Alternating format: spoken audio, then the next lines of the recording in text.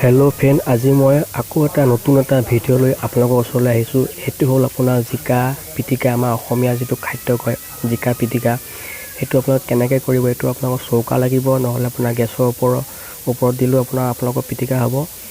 আৰু সেই পিটিকাত কি কি লাগিব মই আপোনালোকৰ এই ভিডিঅ'ত সম্পূৰ্ণকৈ আপোনাক মই দেখাই যাম।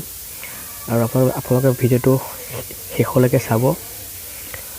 আৰু যোনে যোনে মোৰ চেনেলটো ছাবস্ক্ৰাইব কৰা নাই সেইসকলক কৈছোঁ যাতে অতি সোনকালে মোৰ চেনেলটো ছাবস্ক্ৰাইব কৰি দিব। এনেকুৱা নতুন নতুন ভিডিঅ' আপোনালোকে পাব।